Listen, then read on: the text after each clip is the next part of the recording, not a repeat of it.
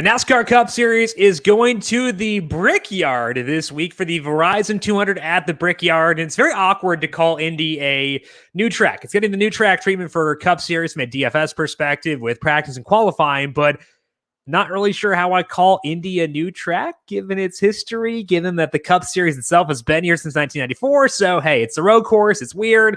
I'm figuring out the terminology as we go. Either way, we have practice, we have qualifying this week, and we have another road course, number 6 on the schedule for this year, which means we should know who the contenders will be for Sunday's race. And I will say, some have said contenders pretty undersalaried for DFS prior to practice and qualifying. We're going to break things down and let you know what you need to know for Sunday's race. Welcome on into the Heat Check Fantasy Podcast, powered by numberFire. That's right here on the FanDuel Podcast Network and numberFire.com. My name is Jim Sonis. I am a senior writer and analyst for numberFire.com. Here to break down Sunday's Verizon 200 at the Brickyard. Lock at 1 p.m. Eastern on Sunday. And it should be a fun one. First, though, a quick thank you to Austin Swain for filling in for me last week. Austin hosted this Heat Check Fantasy Podcast for NASCAR and correctly picked the winner in Kyle Larson. So maybe Austin needs to replace me at some point. We'll see. But either way, thanks to Austin for holding down the house and doing a good job there. As always, catch him with the UFC next week. Should be a lot of fun to get Austin back on the podcast once again, which you can find by subscribing to the numberFire Daily Fantasy Podcast feed wherever you get your podcasts. And while you're there, leave us a rating and review as well. Hey, soccer fans, this season, FanDuel and Captain Morgan are teaming up to give you a one-of-a-kind soccer contest. Introducing Captain Morgan Soccer Pick'em, a weekly fantasy contest that is entirely free to play. The contest is simple. All you have to do is make quick predictions for Saturday games this soccer season. You'll earn free points for each correct pick and compete for a chance to win up to $3,000 in prizes every single week. Head over to FanDuel and enter the Captain Morgan Soccer Pick'em today. Must be 21 plus to participate. For more details, visit FanDuel.com or download the FanDuel Fantasy app. Eligibility restrictions apply. And don't forget to make your game day more delicious and sub in the captain.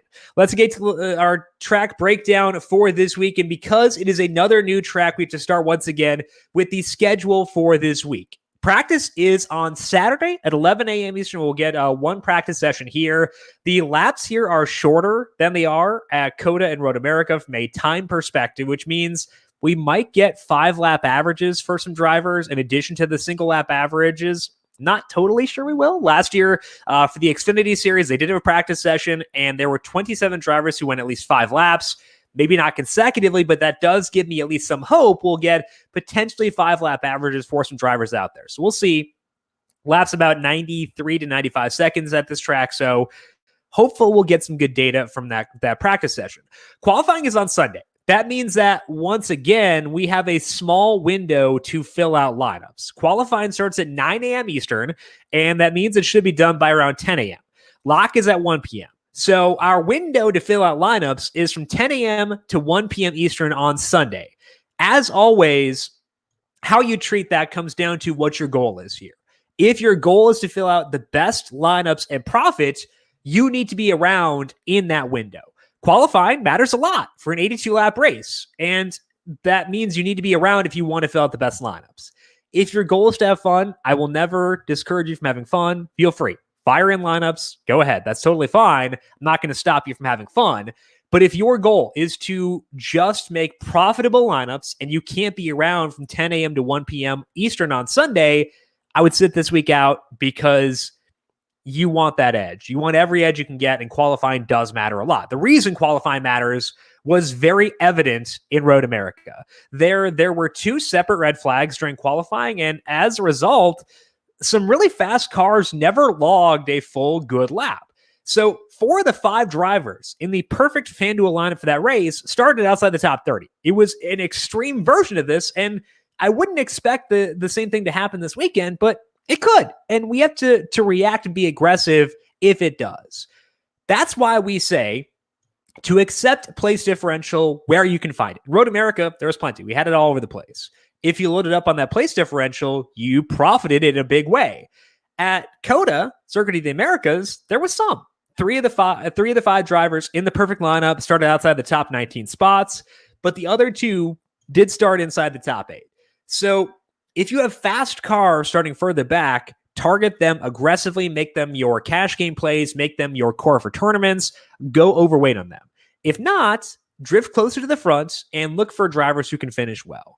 A good way to think of this is by putting drivers into buckets.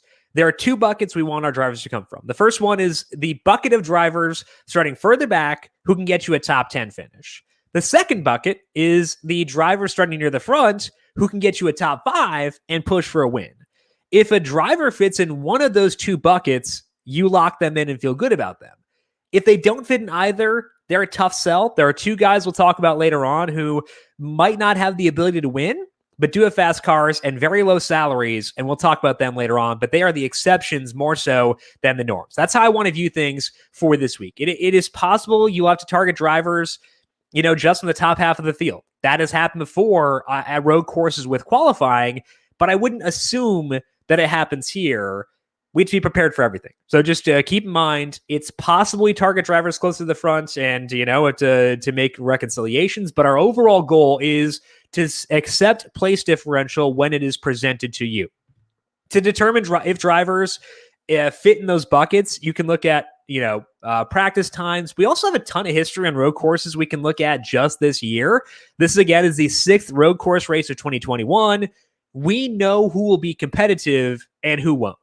If a driver has not shown life on these road courses yet, I'd have a hard time believing they will buck that trend this week. So definitely look at practice times. They help a lot. But our major emphasis should be drivers who have run well on road courses thus far. We'll discuss that plenty in the tier-by-tier breakdown. So to recap here, we do have a window to fill lineups for this week. That window is from 10 a.m. to 1 p.m. Eastern on Sunday. If you're not around, you better not be trying to profit, because that's going to be when the best lineups are assembled for Sunday's race. We want to accept place differential where we can find it. If we get it like Road America, where it's in bunches, great, take it. If it's like Coda, where we can find a couple guys, great, take it. If not, you will have to drift closer to the front. Finally, find drivers that fit in 2 buckets. A top 10 finisher starting deeper in the field, or those who can finish inside the top 5 with winning upside starting near the front. You want drivers in those 2 buckets. And finally, use past road course races and practice data to determine if drivers fit inside those 2 buckets. And if they don't fit inside those 2 buckets, a tough sell. We'll talk about some guys who could be minor exceptions due to very low salaries in just a bit. With that said, let's dive now into our tier-by-tier breakdown for this race. This will be subject to change based on practice on Saturday and qualifying on Sunday. I will mention drivers who I will target exclusively if they start towards the back, but also drivers who I'm going to rank towards the front. This is assuming they start near each other, how I'd rank them right now. The elite tier on FanDuel is Chase Elliott at $14,000, through Kyle Busch at $12,500, and the headliners here, obviously, are Chase Elliott and Kyle Larson. I think they are a full tier above everybody else in this field. They're above Truex and Busch by a full tier. Between the 2, I'd favor Chase Elliott. He was probably gonna run down Kyle Larson last week if he had more time, and he did that. Almost won that race despite having an extra pit stop in that race. So if you look at my numbers, they do give a slight edge towards Chase Elliott in my win simulations and projected average running position, but I think that they're potentially underselling him a bit too. So Chase Elliott, number 1 for me, Kyle Larson 2. And if you're looking for an assumed winner, a guy who can win this race, they are, not shockingly, number 1 and number 2 for this week. For the rest of the tier, I'll go Truex above Busch, but it is pretty close. Truex, really good speed at Watkins Glen. He's been an awesome passer on road courses this year. He seemed to have the better upside than Busch in that race. Could have been because Busch started deeper in the pack, but I think that this one is one where I'm fine letting practice and qualifying dictate how I want to rank those 2 guys. So for now, this tier is ranked Chase 1, Larson 2, Truex 3, and Kyle Busch number 4. The second tier is Denny Hamlin at $12,000, through Joey Logano at $10,000. And I think 2 guys in this range have the upside to push Larson and Elliott for the win. That's actually 2 teammates at Joe Gibbs Racing, and Denny Hamlin and Christopher Bell. Hamlin is $12,000. Bell is $11,500. Bell was the one guy able to hang with Larson and Truex last week. That was when Elliott was back in the back of the pack, so maybe he couldn't hang with Elliott, but Bell spun while fighting for the lead, and he still finished 7th. But he won Daytona. He was 2nd in Elkhart Lake, so if you add in Watkins Glen, Bell has been in contention for the win in 3 of 5 road course races this year. I love that. I think that he's a good win pick for this week for sure. So I do like Christopher Bell. Hamlin hasn't been as close to winning, but he has constantly been at the front. He can benefit from if there's like some chaos or a wreck at some point. Hamlin ranks third behind Elliott and Larson in aggregate average running position on road courses this year. So I think he has the upside to surprise here. I'd put Bell above Hamlin, but Hamlin definitely a guy who can win this race. AJ Allmendinger is in this tier as well.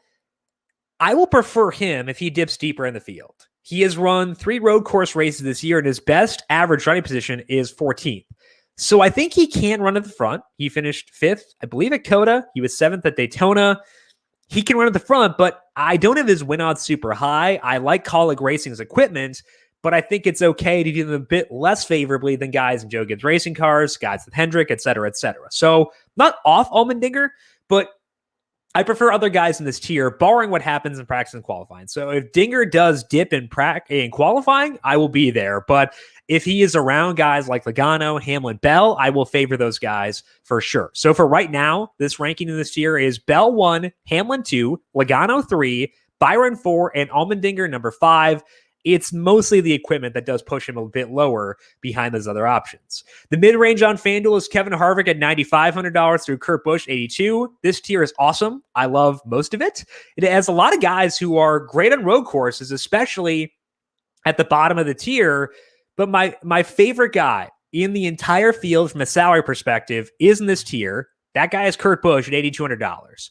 I have no idea why he's here. He should be around $8,000 based on my numbers. So he's not, so I'll take it. But I bet him to podium earlier on this week. He has been awesome on road courses, not just this year, but also last year too.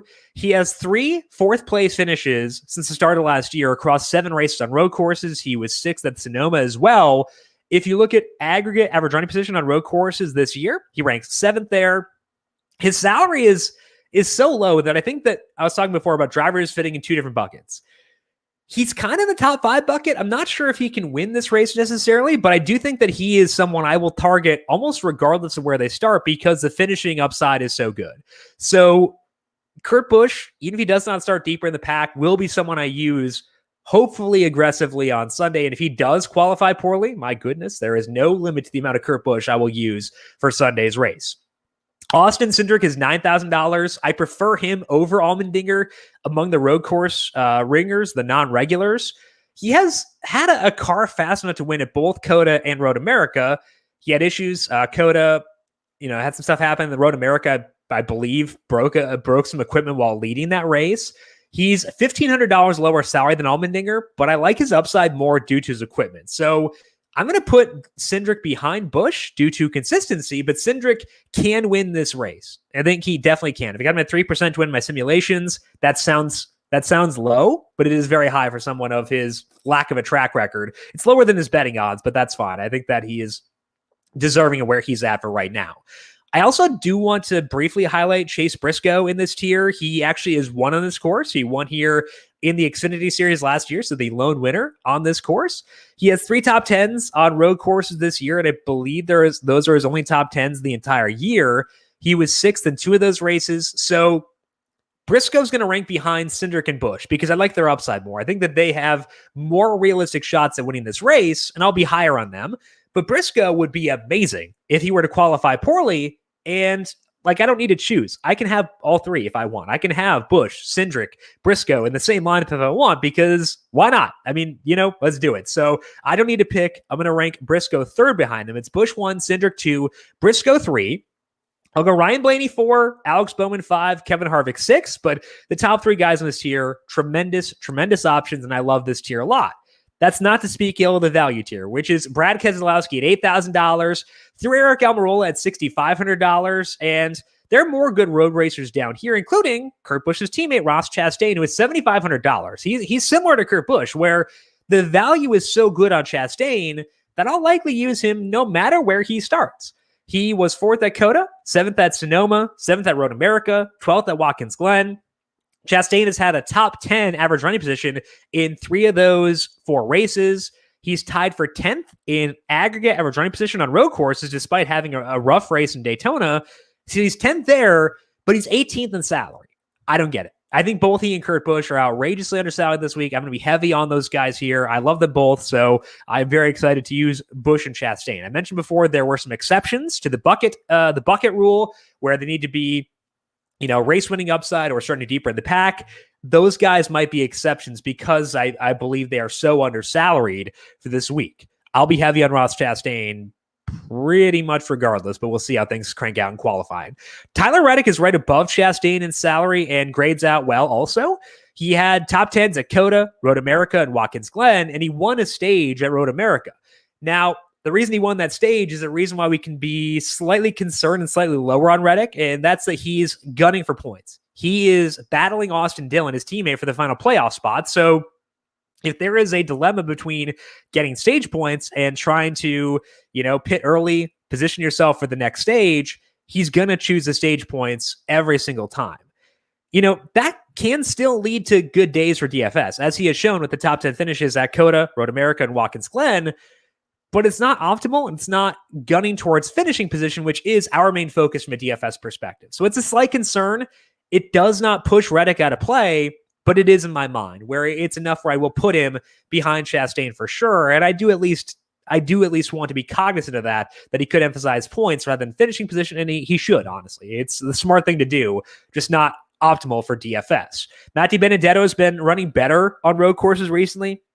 He's had back-to-back top 11 finishes, and he's been good on road courses in the past when he was with Levine Family Racing. So this is a good tier 2. I would rank it Chastain 1, Reddick 2.